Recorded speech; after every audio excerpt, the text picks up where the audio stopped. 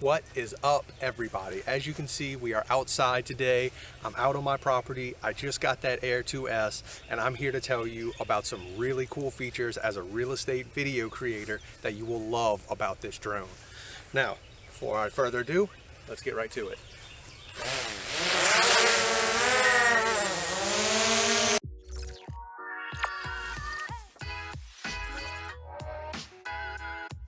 As I just said, we're outside on my property and I'm going to be showing you a few really cool features about the Air 2S that will make you want to sell whatever drone you're using right now and upgrade instantaneously.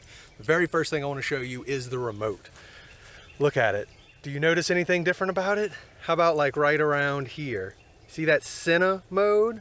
It instantly switches over to Cine mode, which decreases all the gimbal speeds for you, and it's something I've been hoping for on a drone for a long time. Now, all the other models do have this feature. Sometimes it's called tripod mode, but you have to go through the screen and a bunch of touchscreen options in order to access it. This is right here on the controller, and it's super useful. That is the #1 reason I like this drone compared to my last one. Now, the next reason I'm going to show you is for creating video content. I don't know about yourself, but it usually takes me about 15-20 minutes of flying around on a property to get all the angles that I want. This new DJI drone has something called Master Shot, and it basically runs through a set of really awesome B-roll shots and saves it for you. And I'm going to show you how easy it is. I just selected it on the screen. I select whatever I want to actually masterclass, which I just did. Press the button.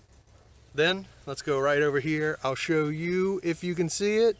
We'll come right here and press 3, start. 2, 1. And just like that, it starts rolling. It's doing its own thing, taking video, all these really cool shots. It's flying all on its own. I'm not doing anything. I'm literally just hanging out. As a matter of fact, I'm doing such little that I'm gonna step down here, grab my coffee, and I'm just gonna kind of watch it fly around for a minute. Oh, this is a hard day's work of being a drone operator. Man, it's a good thing they paid me the good money.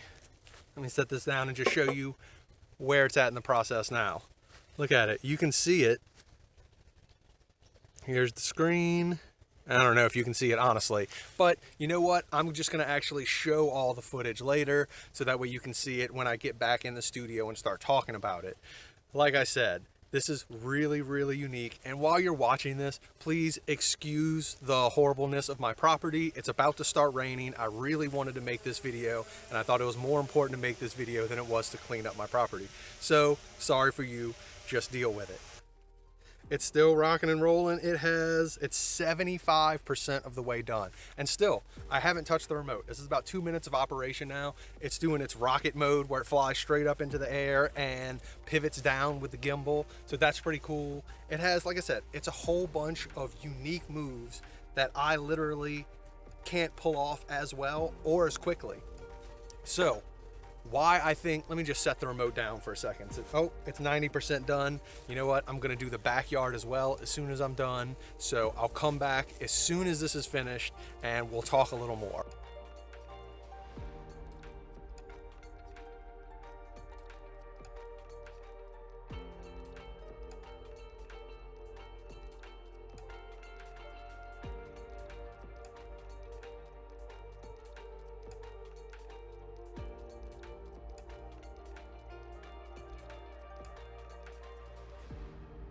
All right, it just finished up its thing. I just set it over to the backyard. Once again, I'm just gonna press the start button and let it rock and roll and do its thing.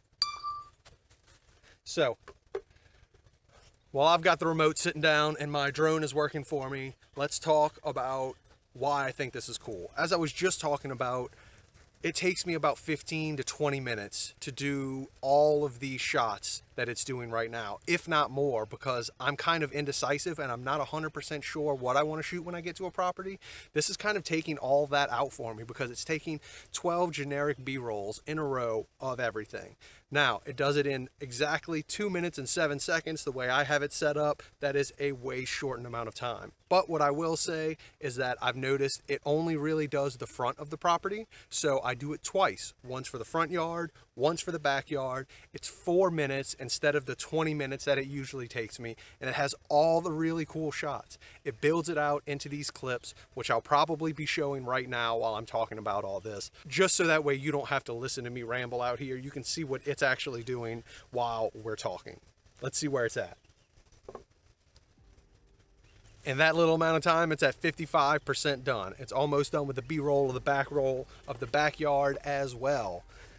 Well, welcome to my property. As you can see, we're hanging out in my little orchard right now. Right behind me is a pear tree. Not that any of that matters because we're talking about the drone. So if those two features weren't enough to convince you that you need this drone, I'll show you the absolute last thing that blew my mind that you can get on such a low price drone. And I'll switch around to that right now.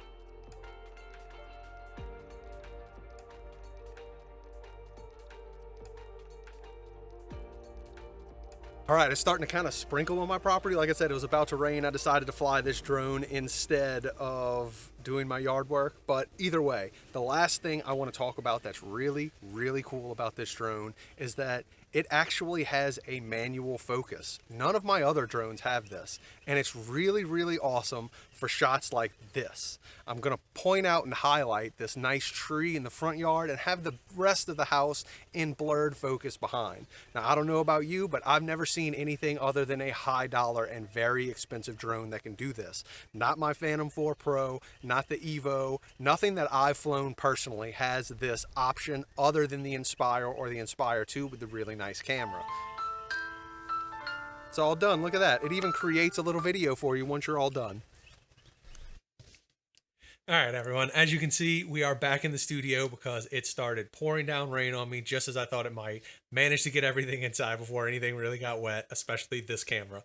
But either way, there is still one more thing I want to talk about this drone, and it was the deciding factor that got me to buy it over the Evo 6K, which is really the comparison I was looking at between the two, and that is its low light capabilities.